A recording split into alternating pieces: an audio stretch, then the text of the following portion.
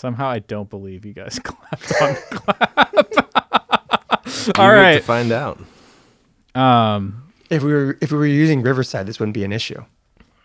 I mean, I guess unfortunately that's true. Never been a fan of digital overdrives. You're gonna hate this episode, Ben. I never said I wouldn't. Oh, you've got a guitar in your hands. It just is it's my comfort zone. Is this your right now. emotional support guitar? Well, it's the callback to episode 2, John. That's right. This is my favorite strat of the moment. I didn't realize that today was bring your guitar to work day. I got home like maybe 20 minutes ago, and the tragedy is downstairs right now, I have a Cave and Canary guitar that is still in the box it was shipped in. I haven't even opened it yet. Yeah.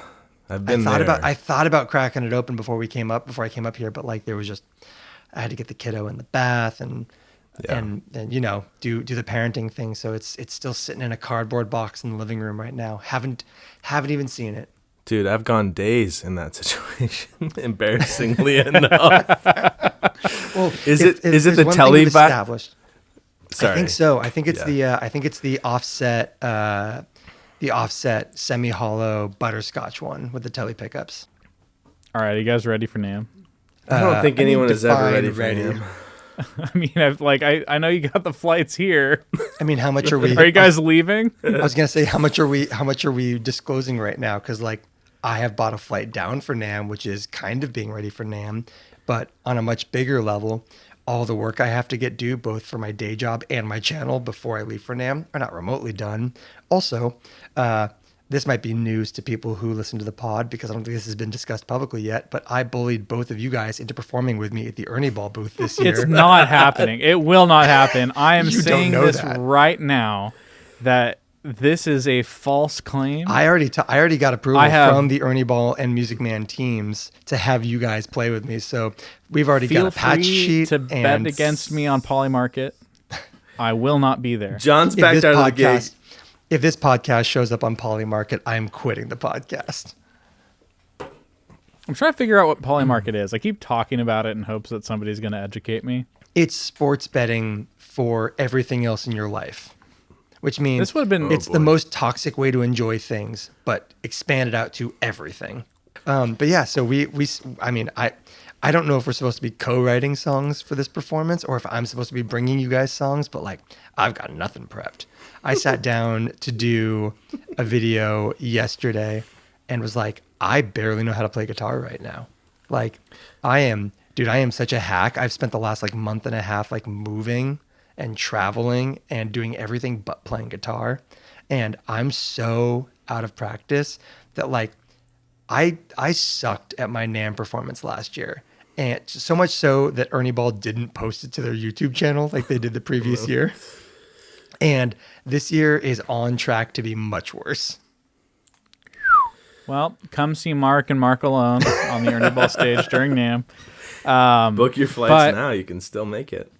That's you can true. Still come through and see the real-time dragging down of John and Andrew by Mark. Oh my gosh, the flop sweat's beginning.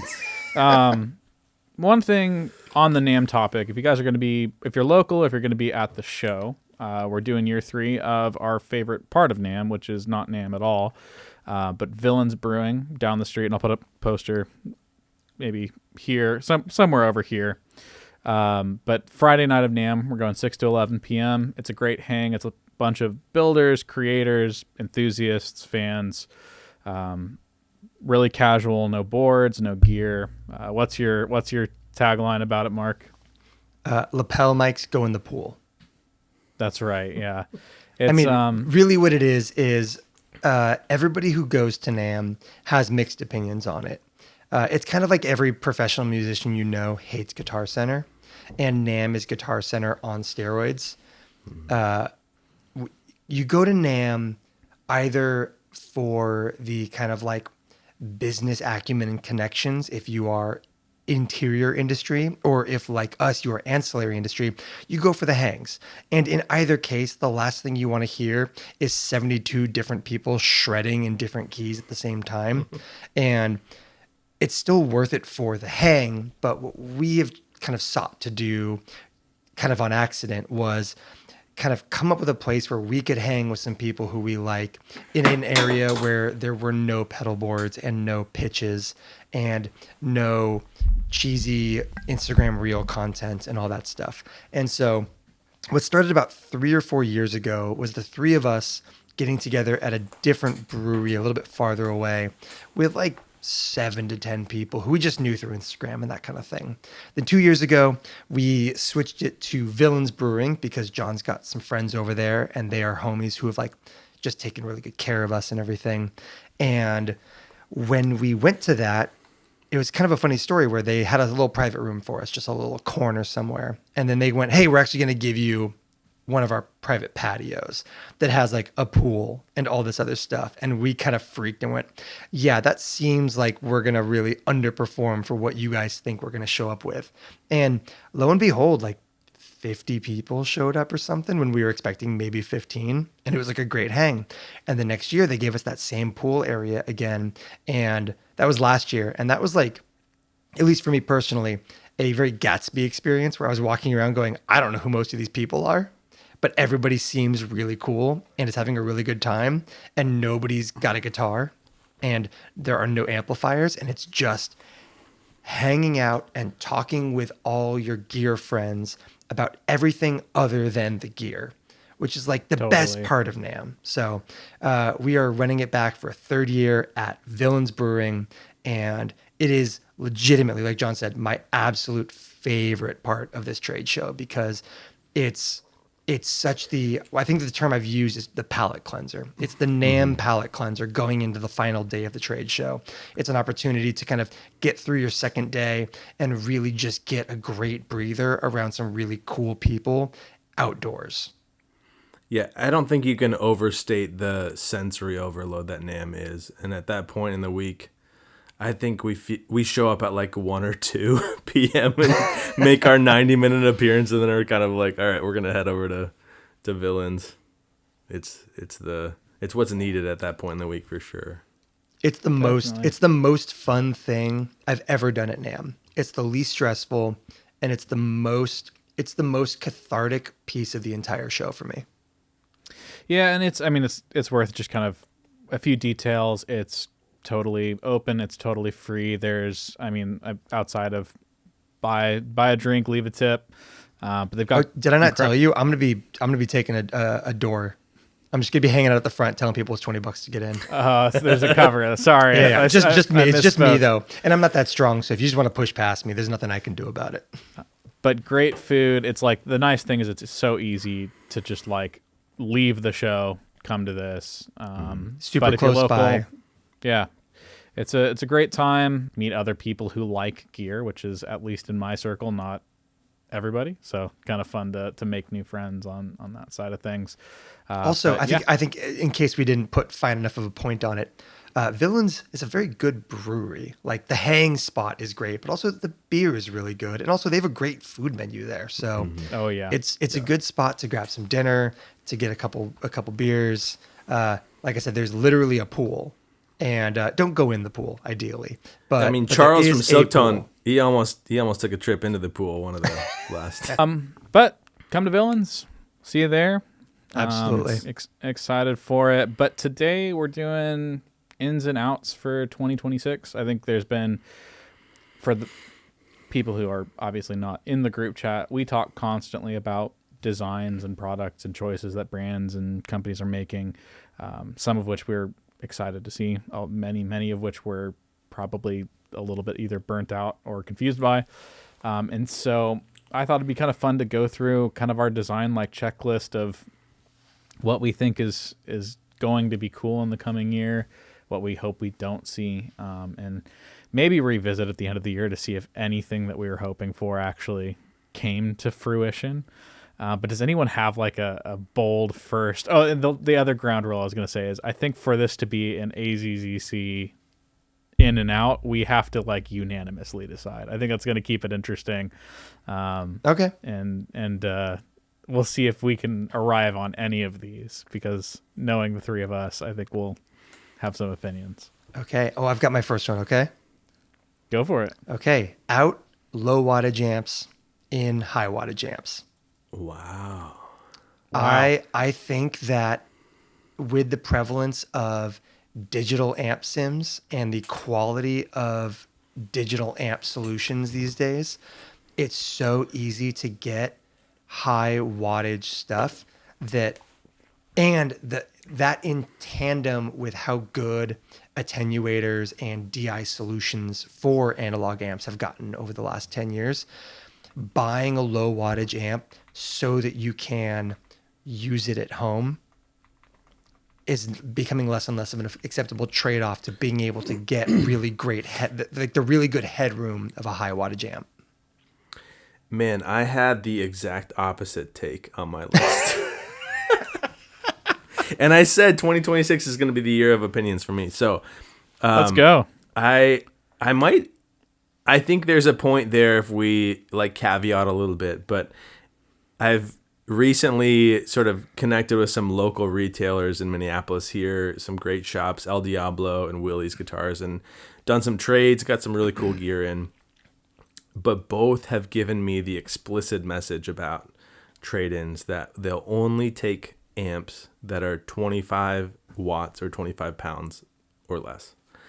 And it feels like, this shift in the market, at least from their perspective, that low wattage, small portable amps are kind of the only thing that they want to trade in or deal in, So I think the only way I can get on board with that is if we caveat the high wattage amps that also have a 3-watt mode, that also can step down into that, which I think kind of blows your point out of the water. Is there a single high wattage amp that steps down to 3 watts that doesn't suck at 3 watts?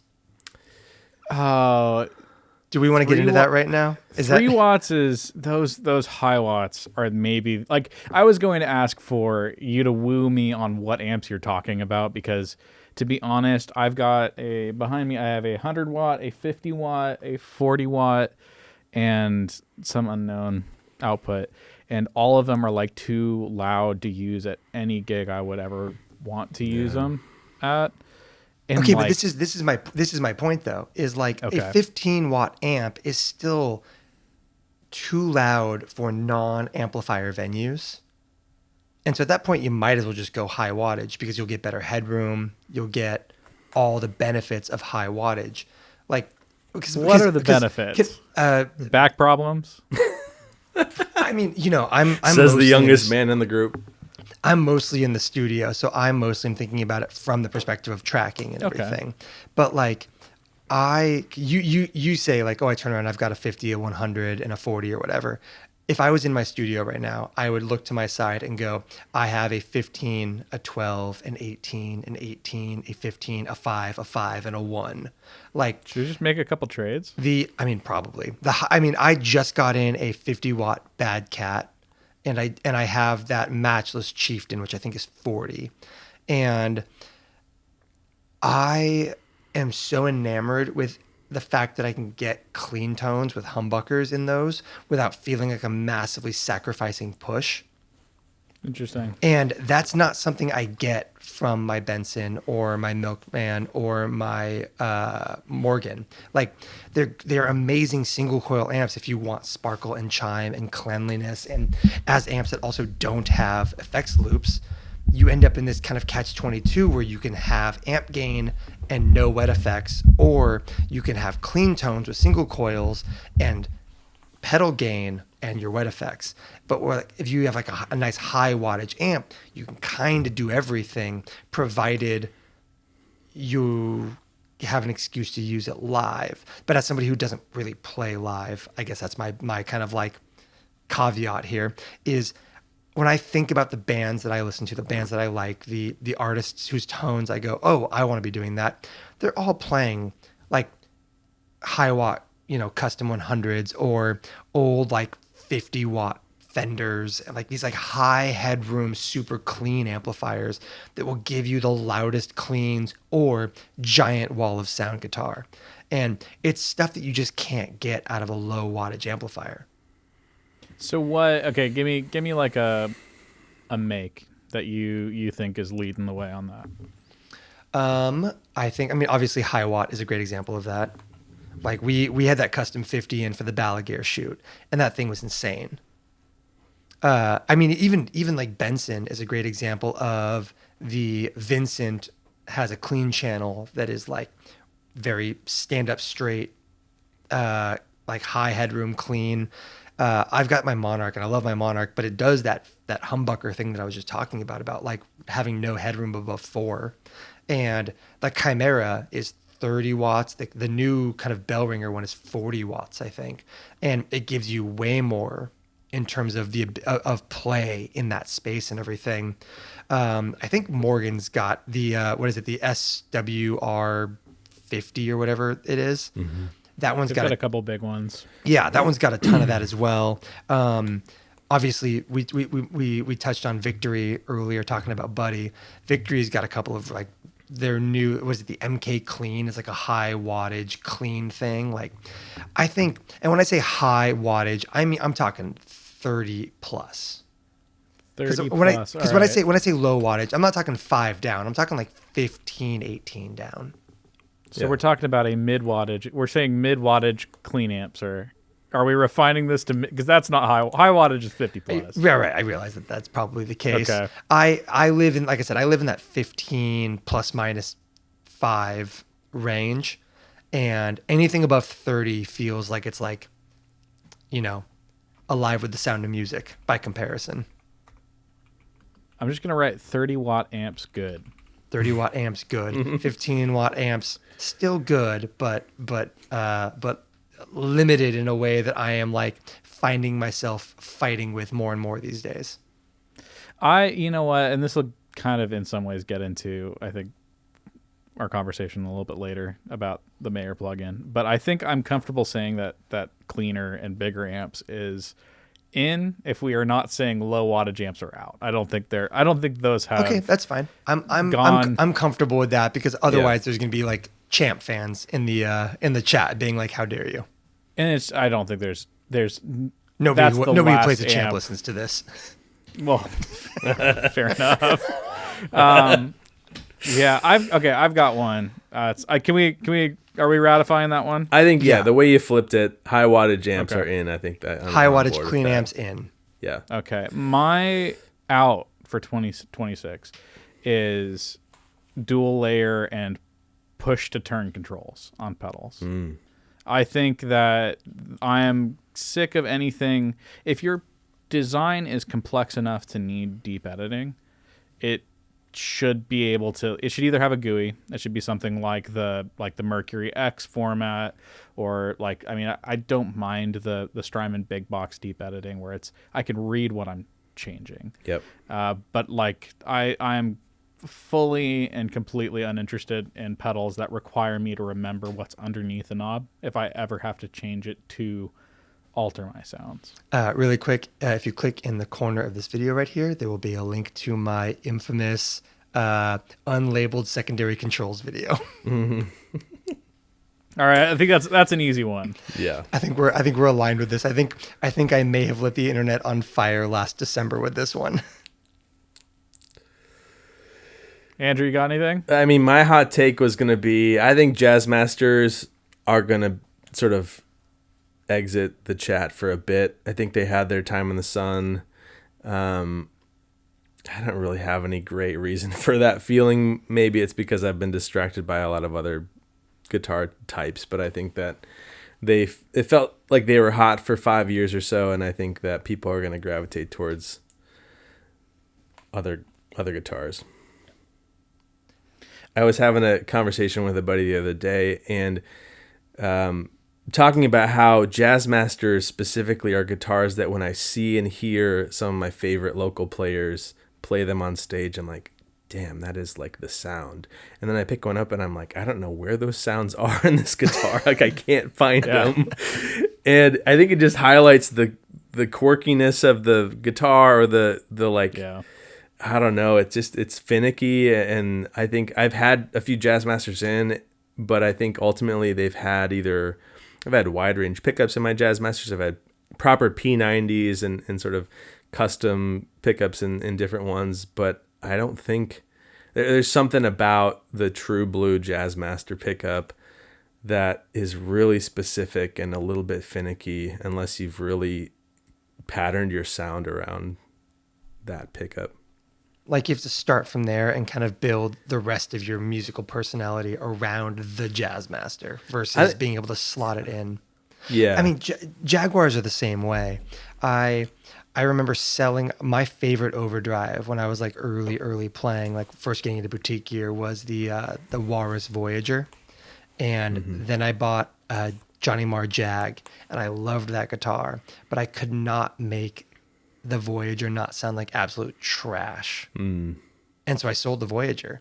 And then over time, I moved on. Call. I agree with you, especially considering growing up is realizing that the bare knuckle pickups in the Johnny Marr Jag are trash. Is that what's in those? Yeah, they're bare knuckles, and they suck. That's crazy. Yeah, I've never changed them. They're still the same pickups that are in that guitar, and they're only good if you're doing like a ton of compression and chorus. But it's that feeling of like you have to kind of pattern everything around the Jazzmaster like personality identity. Yeah. More so than even just the musicality. You just have to be like a Jazzmaster dude and kind of let that inform the rest of your musical identity. And also, Man, well, it looks cool on stage though. They really freaking do, yeah. Yeah, but not as cool as a Telly does. I was gonna call back to episode 2. I mean, you can get really dang close with a Strat, and you can. I mean, a Jazzmaster does such a specific thing, and I love a Jazzmaster because I mean, I think similar to Andrew, basically all of my heroes play them, except for my heroes that play like Les Pauls. No, what's weird is none of them. You don't have any of the same heroes.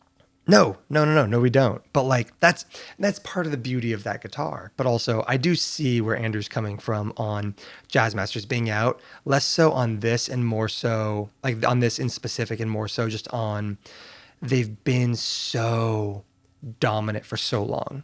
Jazzmasters have been the like identity marker, the kind of in-group marker, so much so that like if you have a Jazzmaster but you put a buzz stop on it, you're a lower tier of cool. Like there is hierarchy of Jazzmaster nerds, and that's the sign that like it's time for us as a society to kind of move on a little bit. Yeah, and I know where we're moving on to. I was gonna say I think it's safe to put. We did a whole episode on this at this point. I'm saying Stratocasters. Oh, see, I disagree. Are in Jag Stangs. No, absolutely not. No, that's a cold take. No. Yeah, that died on the vine. I believe it would be a hot take is the technical definition for so, that. But no, also I stand by this. I think the Jag Stang is cool. I think the 90s are having a moment right now. The Jag Stang is the Kurt Cobain thing. Single coil in the neck, humbucker in the bridge. It looks stupid in a very cool way. I had one like forever ago. I sold it. I regret selling it. Is that the Gumby guitar? Is it? Yes. Oh my. Okay. So I was just having a conversation with Nick, the bass player for the band The Deer Hunter. He worked with Cave and Canary, and he just bought a Jag Stang. And I messaged him, and I was like, dude, I had one. They're so rad. And he's like, I just picked one up, and I was like, I need to buy one while they're still like affordable, because I think they're gonna come back and have a moment. Like the Mustangs had a moment, the Jaguars had a moment, the Jazzmasters had a moment.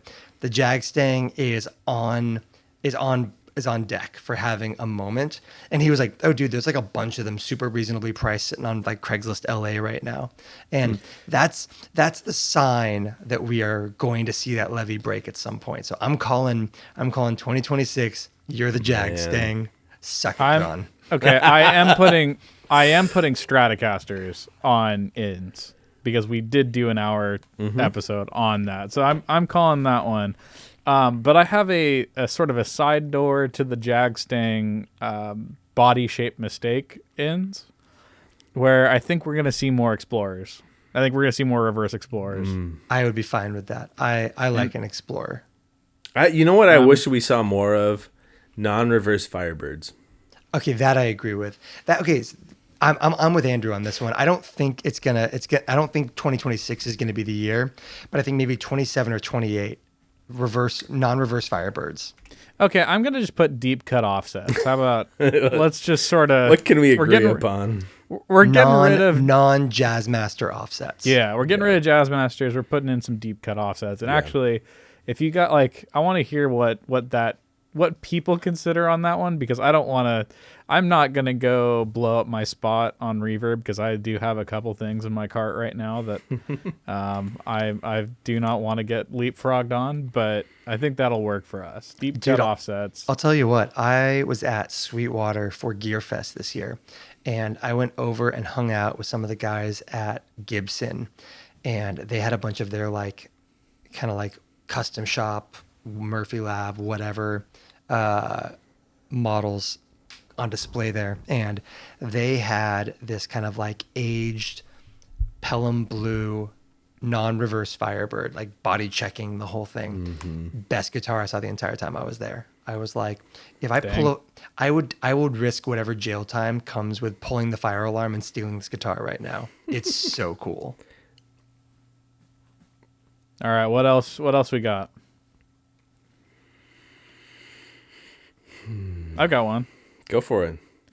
I'm completely finished with like non-proprietary reverb. So if you're doing like belt and brick stuff or weird like bucket brigade matrix things, I'm completely entirely done with it. Are we going to see the end of the PT 2399 delay? That's the other like the other thing. I'm just like PT 2399, belt and brick, anything in that, like there's nothing you can do that's cool enough to exist. I agree with that. I'm on board with this. I mean, on one hand, I've never liked a belt and brick reverb. Like that fixed pre-delay doesn't work for me. Yeah. There's nothing about it that a belt and brick does that feels better than even like a rudimentary DSP reverb. Totally. The 2399, I think that Benson did a really good job with PT 2399 on the Benson delay. But I also think that might have been the nail in the coffin. Like that might have been the one that made me go, okay, cool. We've done enough with this now. Mm-hmm. It does some really cool snowy lo-fi stuff. He's taken it to really long delay lengths where it gets really white noisy and snowy in some really cool ways. The compander he built into it kind of like accentuates all those things. And I just don't know that we can go much further than what he did there, given how long we've been kind of making these and how many different people have made variations on it that are all 30% different maximum. Mm-hmm. And so, yeah, I'm cool with calling it like PT 23, 22 or 29. What is it? 2399? 2399. Yeah. 8675309s. Yeah, I'm cool with those and belt and bricks in the trash. Let's do it. I will see all y'all in the digital domain. Henceforth. Yeah, that's fine. That's mine. I'm out on analog until on analog delays and reverbs until Chase Bliss reissues the Thermae. Or Bondi gets that art van out. Dude, the new one sounds freaking great. Andrew, you got one? No, I was just gonna sort of bring up the 2025 seemed like the year of the 424 pedal, right? Because there was how many people that jumped on the bandwagon of that, and obviously felt kind of kicked off by the McGee sound. But if we can prognosticate or kind of future cast what the 2026 sound is going to be. Oh, I mean, I'm assuming part of that is the DI Tascam sound is out, right? I'm not saying it's out. It's out. Maybe it's out. Dude, it was the cornerstone of the last Justin Bieber record. It's out. Yeah, it was very short-lived, but I'm curious what that little like flash in the pan sound is going to be in 2026 is what I'm getting at. So I don't think the 424 is out. I think it's something that like everything, like if you could have heard Joshua Tree and said like the dotted eighth delay was out, and that's just never been true. I think it's something that is the extreme of the novelty was kind of maybe overtuned, but I think this is something that's going to be in like modern music vocabulary for quite a while. I don't think I don't think the industry is burnt out on it yet.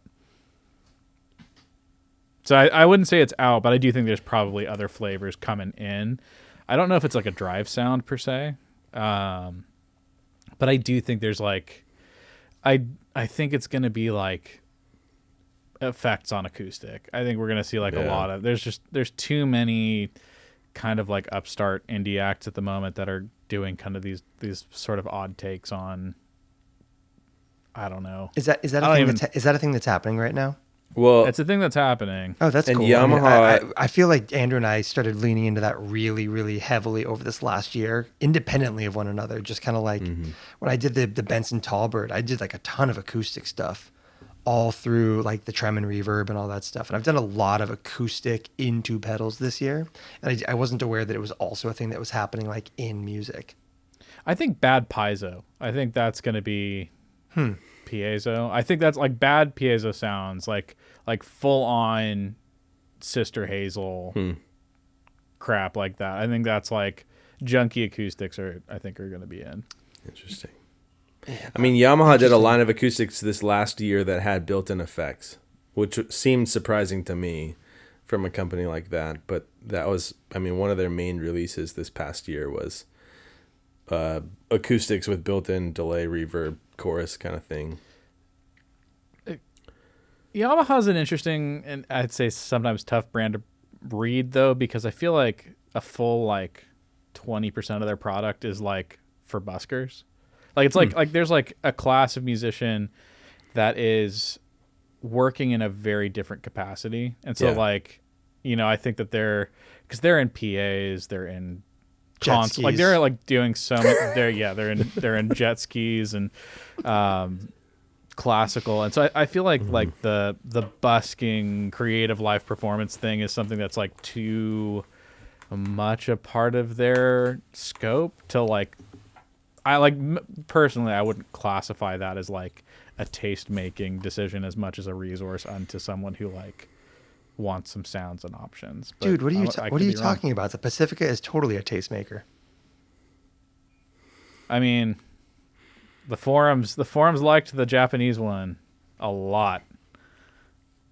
I got another out, and I think the out is quote custom, scare quote custom guitar brands that don't let you change anything. And I think there's like a big group of builders right now that, in order to be competitive, are offering like batched guitars that are, probably better than most things you can find in production. But they're still runs. priced like choose your own adventure boutique guitars.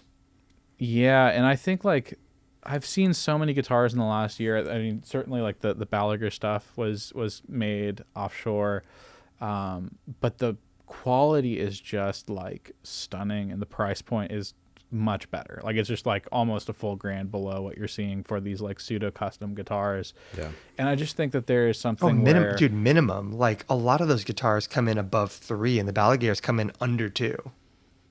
Totally. Yeah. No. Exactly. And I think that's the thing is I don't feel like there's a big jump in quality with a lot of these builders, frankly. And I think it's something that not to say there's not value, but I don't think like the actual kind of fit and finish is $1,000 better if I have the same level of choice, whether it's, an offshore batch guitar versus somebody's like, pseudo custom. And so I think my out is like, if you are offering a high end guitar, I think like non-service, I think the service piece is kind of missing in some of that space. And I think that's kind of my, I'd like to see the rich, if we're paying custom prices, custom experiences. Do you think that's going to create this chasm of, like the $1,500 guitar from the production company and the like $5,000 custom boutique option? Like, is it going to strip away the $3,000 option? I think there are, and I know a little bit about handful of businesses. I think there are ways to get creative with some of this. I think like even the way that Balaguer runs things, they've curated an incredible like array of semi off the shelf things, and it's going to take some time to put together, but their US made stuff is it's not that they'll give you anything. You know, they've made creative decisions about what they've made available. And so and with that, there's some, you know, operational benefits of they can make something incredible and personal and, you know, relatively speaking, quickly. I think I think it just requires innovation on builders' parts, that it's not something where like, I think you can get too in the weeds on custom, and those are going to be $5,000, $7,000, $10,000 guitars. But I think there's a way to do a $3,500, $4,000 guitar that does feel personalized and meaningful, and hopefully, you know, kind of makes the whole end-to-end experience right for both parties. Yeah. I think we've also seen a lot of struggle in that space for guitar builders over the last year. Like, I think we've seen a massive retraction in the market share of high-end boutique builders that do kind of semi-custom, semi-off-the-shelf, that kind of thing. So I don't think John's prediction is coming out of nowhere, because I think we've actually seen some evidence of that in terms of the kind of a rate of sale of some of those builders. And I think, you know, I think some of the piece here is the paradigm for a long time with these high-end builders, and where much of the cash flows come from is builders who are like speccing out builds and then going to these guitar brands and basically saying, hey, build this for my shop. And I just like, I think that is something that the tastemaker guitar shop is not something that I think speaks to every kind of buyer. Like, I think there's somebody who has a strong enough Reddit formed opinion that they know exactly what they want and they're willing to ask for it. And I think that, you know, that customer, I think, is maybe poorly served at the moment. Well, and going in parallel with the demise of the brick and mortar shop in general, like a lot of those shops are drying up too. Yeah. And so you have fewer and fewer of the places that will do the run of 20 or however many, you know, custom spec'd guitars. Yeah.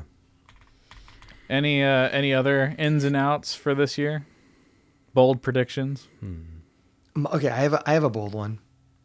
I think rubber bridges are out. Rubber bridges are out. I think rubber bridges are out. I think we're seeing the end of that. I think the Phoebe Bridgers thing kind of peaked it.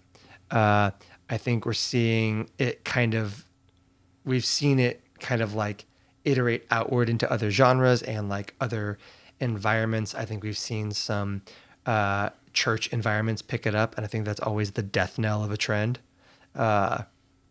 And yeah, I don't think it's gonna be right away. I don't think it's gonna go out with a bang. Because I think it's gonna go out with like a little bit more of a whimper. But I think by the end of the year, I think you're gonna see very little Rubber Bridge content and very little Rubber Bridge music. I think I'm okay with that. I'll ratify that for sure. Sorry, Andrew. Yeah, our Rubber Bridge. It had its time. There. I think ends. I think the Rubber Bridge lifespan was the same as the sustain on the guitar itself. There it is. I think I have an in and an out in one. I think that we are going to see an influx of sympathetic, resonant kind of things. I think we're going to see people making like sitar guitars again and things like that. Oh. And I think it's also my out. Which is I'm the sort of like flogging the sort of like warm remains of the mutable rings and some of those like mutable designs, just like people have like pedalized that idea in a way that feels like on one hand deeply unoriginal and on the other hand like 10 years too late.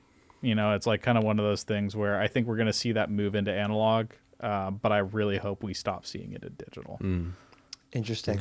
I liked the EAE take on the sympathetic resonator, and then I've heard it pop up in a couple things since then, And every time, and maybe it's it's partially because the EAE one, prismatic wall was all just that one thing. The whole thing was designed to just be like, hey, what if sympathetic resonator as a pedal? And I've seen it kind of tacked onto the side of a bunch of stuff since then, and I'm never happy with it as an add-on. Yeah, But I also think don't know that it's specific enough for like a bunch of people to all pick it up. But I'd be curious to see if that actually did happen. it was definitely in Lost and Found, which I think was okay, but I think a little bit fine. yeah, not enough control to make that really what I would hope it to be. And there's been a couple other builders who have done the same thing. And I think the thing that sometimes slightly creeps me out is like just because of Mutable's whole sort of mission and approach, like I don't know how much we're sort of buying repackaged goods in some of these cases. Because the Mutable stuff is all open source and everything. Yeah. And so it's like, I don't know, I just think it's like it has the potential to become belt and brickish in terms of it becomes sort of the foundation that everyone's iteration comes from. Yeah, am I buying your development or am I buying your mod pack? Exactly. Yeah. Yeah, So I think fair. that's kind of my last one. Any other kind of latecomers before we get on to more Mayer-ish topics? I just, as we were talking, think to circle back to the NAMM introduction. I think we're going to continue to see more kind of smaller upstart pedal shows around the country. It's already happening, but I think that each year as we get ready for NAMM, it seems like NAMM proper is less of the priority for a lot of people and brands, and there's more happening around NAMM, and so I think that that's going to continue to happen throughout the year, throughout the country, and I think it's cool. I mean, I think there's been stuff in Minneapolis here that Chase Bliss has hosted, and obviously in other big cities around the country, but I think that's going to become more prevalent. I would love to see that because I think you're right. Like NAMM is such a huge cost to brands to attend that you kind of have to either have a really specific use for being there or be like a loyalist. But like they also NAMM can't contract itself. Like it rents all of the Anaheim Convention Center, which means it can't turn around and be like, oh, we only need 2/3 of it this year. So like give us a break on the other third, because they're gonna be like, no, we can't rent the rest. We can't rent that third of it when NAMM's happening. Like they're in for a penny, in for a pound. They're in for the whole thing, and they have to charge accordingly. And in the kind of state of things we're in right now, a lot of builders are like, yeah, I can't afford to go to NAMM. Even if I could, I can't justify it. But there are all these little things that happen. I mean, there's the NAMM side shows right now. There's Woodwire Volt. There's Sandwiches and Pedals, whatever the hell it's called. And and more throughout the year, like you said, like popping up in Portland and popping up in Minneapolis and popping up in Canada and all these different things that I'm for it. I think they're cool. I want to start going to more of them. That's one of my goals, is to start traveling to more of those kinds of events. Yeah.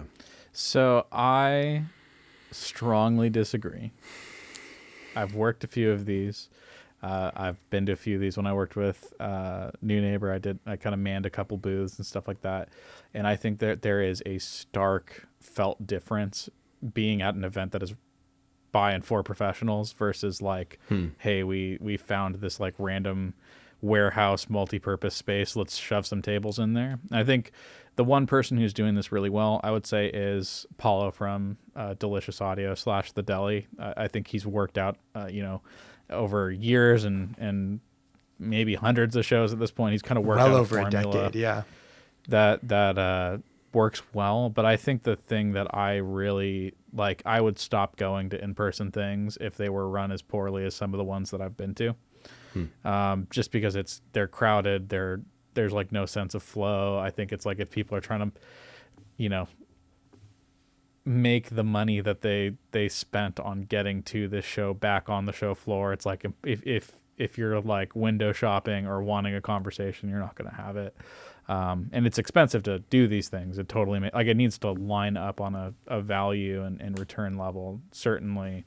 But I don't think that the people who are often building these smaller shows have needed to or spent time like on the critical thought around how do we like what's the hospitality component of this, where it's definitely been ground to a flat shine at the Anaheim Convention Center. And so I think that's one piece is I think to get on board with that one, I think it's worth including, but to get on board with that one for me, I think I would definitely like need to see some like talent and heart kind of put behind doing it well. Cowerfest would be like the pattern, I think, in my mind. Cowerfest, I think Earthquaker. I haven't had the chance to go to Earthquaker Day, but I think they do a great job with it from everyone I know who's been. But I think I see a lot of stuff around Orange County that's like, hey, we found a 2-bay industrial unit. Everyone get in here. And I think that's less fun. Fair. You guys should come to Cowerfest this year. It's a good hang. I want to. Yeah, we got to make that. It'd be a good time. I have a guest room now. Come on through.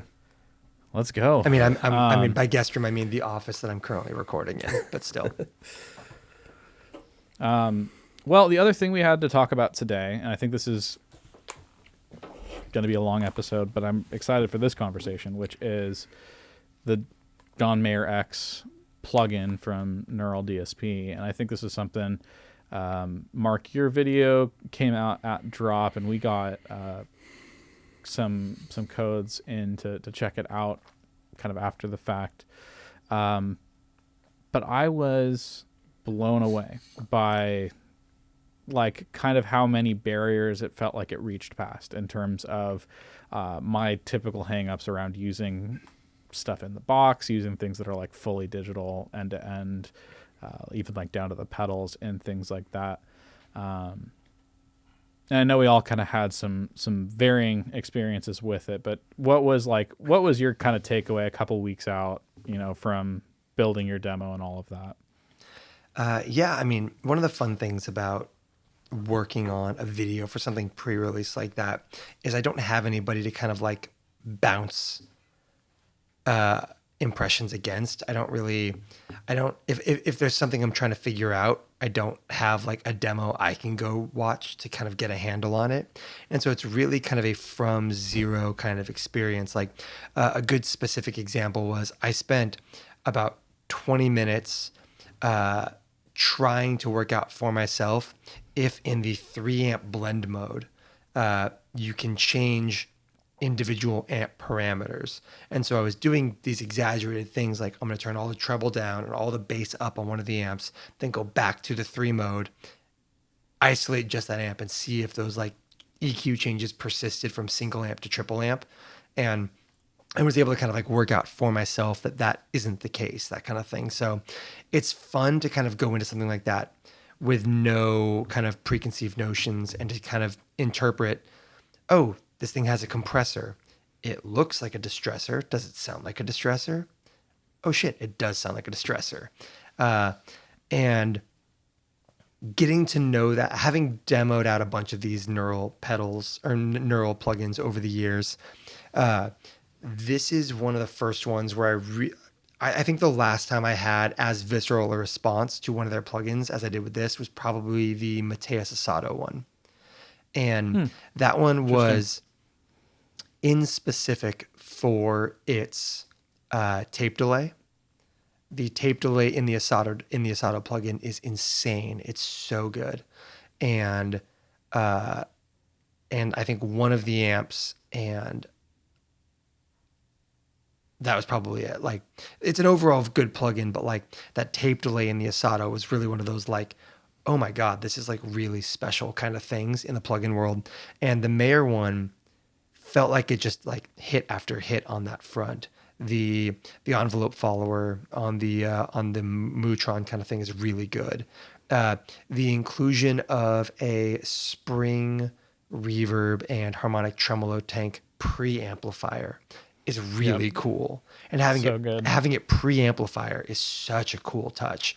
It'd be nice if you could move it, but you can't. But like, if it's going to be only in one spot, having it ahead of the amp is such a great call because you still have these big reverbs post amplifier. And the inclusion of a more Pultec voiced EQ, like passive EQ box, And that, I mean, just the distressor. I have been kind of advocating quietly in the background to Neural for the inclusion of a studio compressor in their stuff for ages now. And obviously there's always like a compressor up front, that kind of thing. But the inclusion of the distressor, the inclusion of a Pultec, the Rhett Scholl did a really good video after release where he kind of like first impressioned out the pedal or the plugin and everything. And one of the things that he highlighted in his video that I actually thought was really insightful and really useful and everything was the giant kind of like thumbprint that post amp EQ puts on a guitar player's sound.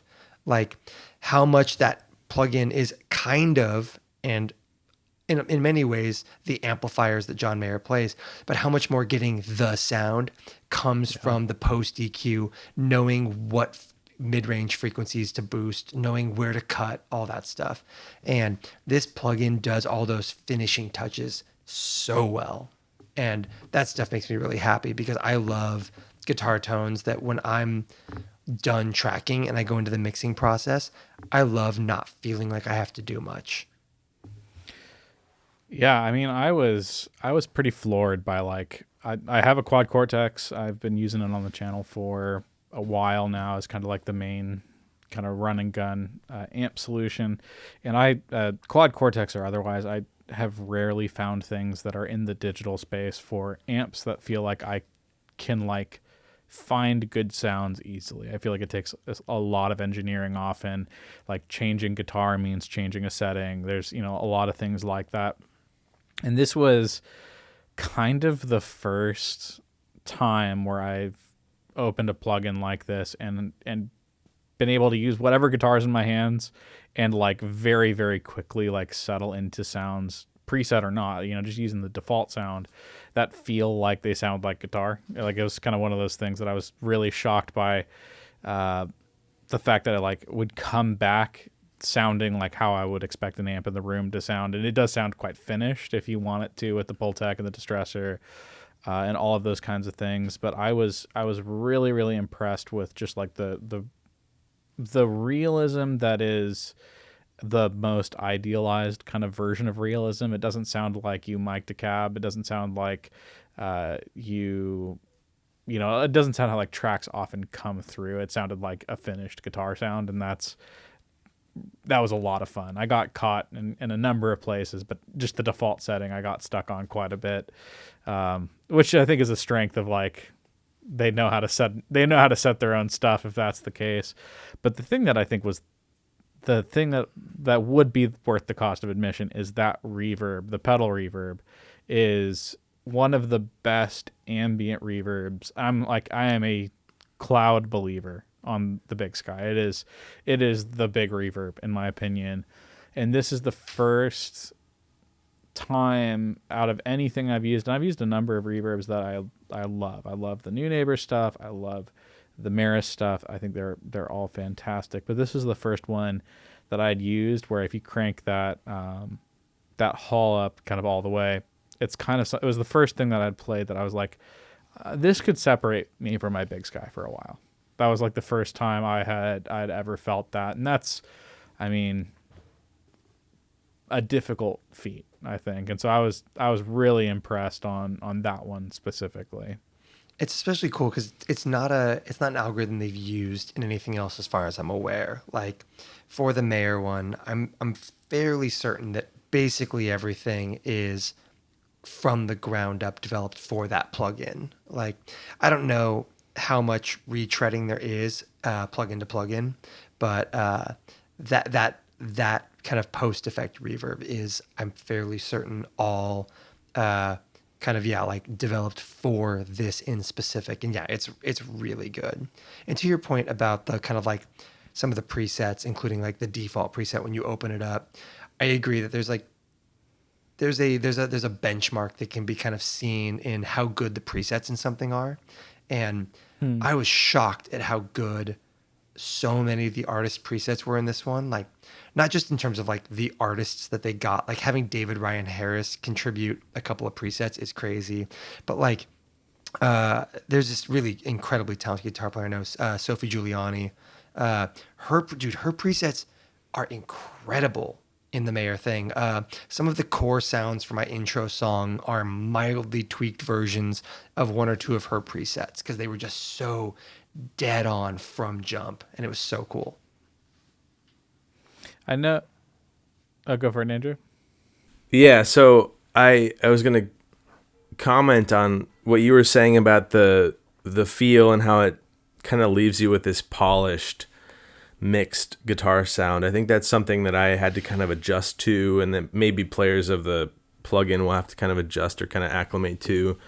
I don't use a ton of in the box guitar solutions, and so for me, that was something I noticed right away, and you put words to it. But that idea of like you get your guitar sounds kind of post-production, post-mix almost in the plugin was a cool thing once you get adjusted to it. And it's this very like polished, finished sound.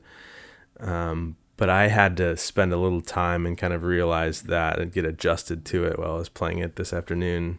Because I'm used to just, flipping an amp on and you hear the sound of the amp in your room, or you hear the sound of your guitar through your signal or whatever, and then go into your mix and do the compression, EQ, and all the like mix portion of your process. But that was just kind of illuminating, you mentioning that. It is definitely. I think it's going to be an interesting thing. I think the more this kind of stuff becomes popular, I think that amp brands are going to have a harder and harder time. I know, like on the Helix Stadium, they have like that like hype knob or whatever it's called, where it's like less realistic but more polished kind of thing on their amps. And yeah, I personally find that stuff to be quite cool. I think it is something that is like for the person who is guitar is the point of their recording. There's always going to be amps and mics and ways to get the full chain. But I do think for the producer or for the artist who just needs a great sound or really a sound at all, I think like the hyper polished chain thing is something that I'm kind of in the pro column for. I think it is kind of like an interesting resource. I can see why that'd be, pros and cons for some though. I think my favorite part of the plugin was probably that filter pedal. And it is kind of like a hallmark of some of his classic like songs and sounds, but I had a ton of fun with that. I did find myself missing a chorus. I was like, oh, I love the bass guitar sound from these like either the 3 amps, just the sort of the heavier, thicker lead guitar sounds in those presets, and then I was wanting to reach for a chorus for some of the like sob rock or other references in his catalog, and there wasn't one, so I was a little bit bummed about that. But I gotta say that the filter was a lot of fun, and it felt great. Like it's a pedal that you want it to feel the right way, and it just did. It does, yeah. I heard from a few people that same kind of the lack of chorus feels noticeable and felt, and yeah, I was surprised by that. I've heard a bunch of people also reference the sob rock thing as a part of that, and I'm a massive John Mayer fan in the form of Continuum, Try, and the Where the Light Is concert film, and almost nothing else. Like I don't think I've ever listened all the way through anything else he's ever done, but I have listened to Continuum and Try more times than I can count, and I've watched the Where the Light Is DVD more than any concert film ever made. It's one of the single best pieces of live music that anyone's ever put to tape, so to speak. And it's so good. And to be fair, in those contexts, there isn't really chorus. Like there's not if it's there, it's really sparse. For some people, depending on what your era of Mayer is, if you're looking for kind of the Mayer anthology, yeah, chorus is going to be a pretty glaring omission. And I know enough other Mayer stuff just from kind of knowing that I understand why people are like, why is there no chorus? But I think if you're like just the hits, just the average Mayer knower kind of thing, the envelope filter is way more important than the chorus is. Yeah. The I mean, if you want that Mayer chorus, I don't know what's on the board. There's gonna be some John Mayer pedalboard historian in the comments, I'm sure. I'm waiting to see they're out it. there. Yeah, I love it. But for a long time, we had sent out I think it was an Immerse and a Inspire when I was with New Neighbor, and I remember getting an email of just this like long musing about how the Inspire replaces the need for this like tiny Leslie speaker that had been used on some old record. But the Inspire from New Neighbor was the chorus sound live for, or at least one of the chorus sounds for a long time. And That's right. It's such a good pedal. It is the one thing that like I constantly, it's like hanging off my board at all times because I just like ran out of room in cable, but I like still miss it so much. Actually, I'm gonna posthumously add that as one of my ends. TRS stereo is gonna be my. Oh my God, that's good. It needs to be. New Neighbor has done so many things so well that just don't get the credit they deserve. That's definitely, it shouldn't be innovation though. Like that's the thing, is they set a standard that people treat like innovation, and that's Oh yeah, I'm cool. speaking of omissions from the John Mayer plugin.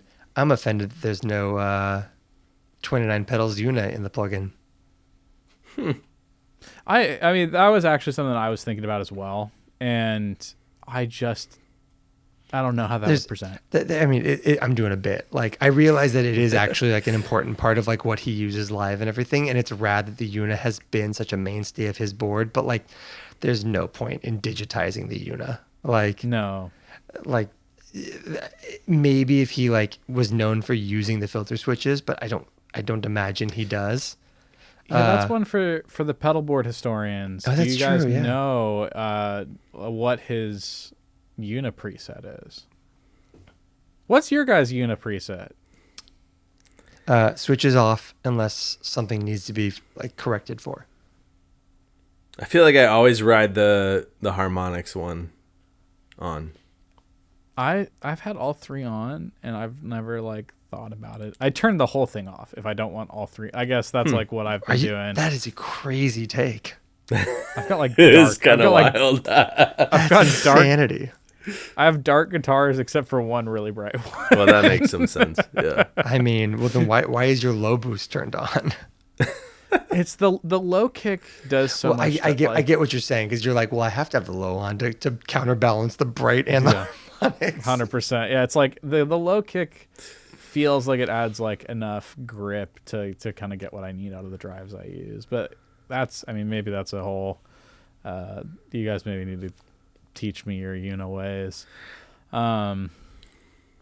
I think that kind of does it for today. Any like anything? I mean, I've got kind of my like road buddy, but anything you guys have been digging into outside of the music kind of sphere this week? Man. Yeah, I'm trying really hard to finish Pluribus right now. That show is so good, and I keep falling asleep like 3/4 of the way through an episode because, one, I'm a parent and I'm tired all the time, and two, it turns out the best show that came out this year, kind of boring sometimes. Man, if that's not a word that could preach, I don't know what is. We've been like, we went through Cheers and Frasier like back to back, and that was like delightfully slow in a way that, super nice. I finished Stranger Things this week. Mm-hmm. I think I'm behind the curve, and I missed out on all the sort of tinfoil hat fan conspiracy hype. I thought the ending was weirdly brilliant for like having a cast that got way too famous between like the number of delayed seasons and how little of the show is actually shot with multiple people in the same room. It's kind of like a good like game of solitaire, but I thought the ending was really like nice, and I'm glad the show's over. But it has left like a hole in the. I'm happy to debate people in the DMs. I'm not going to get into spoilers this close, but worth finishing if you haven't gotten all the way. I mean, I just think it. I don't know. I didn't like the ending. I didn't like that they killed Steve. That was tragic. I don't know. I didn't watch it. I haven't.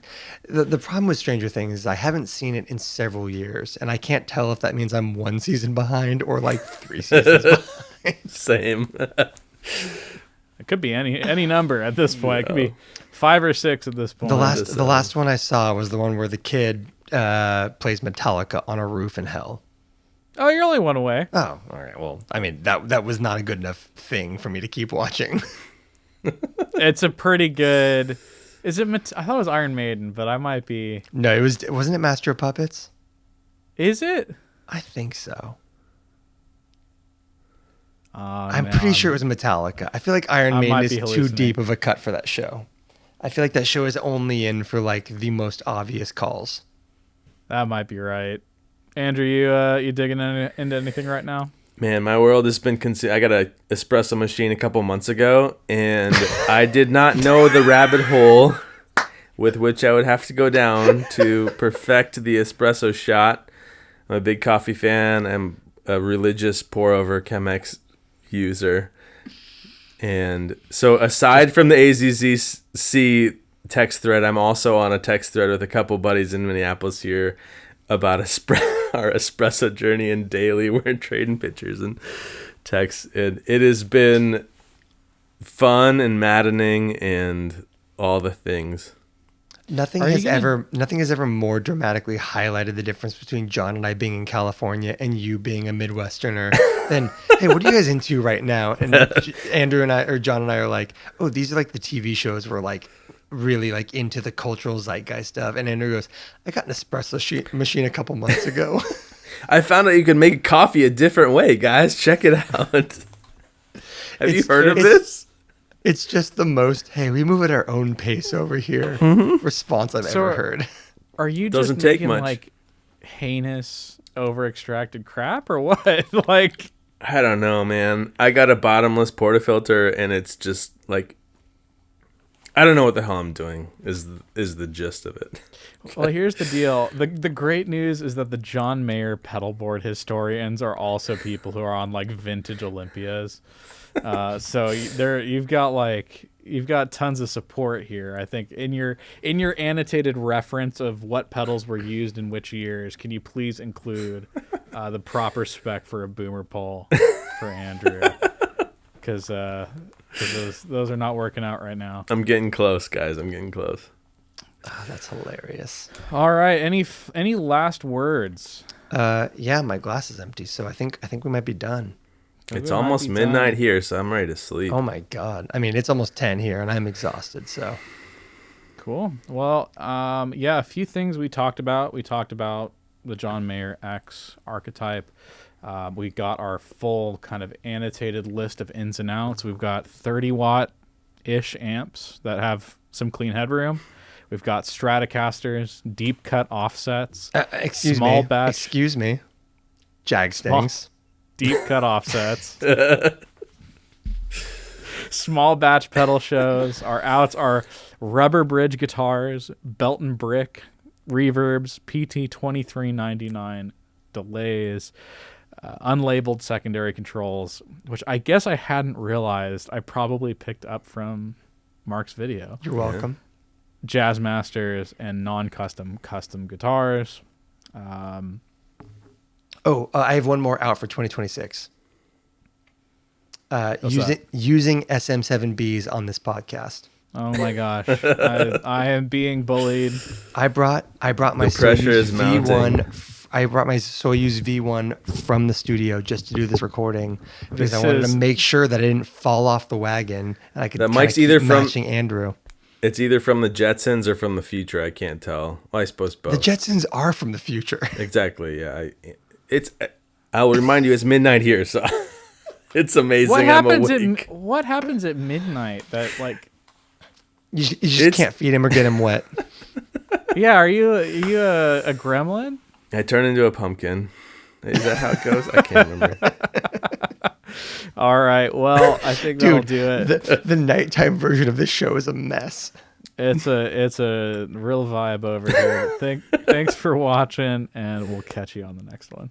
Peace. Peace.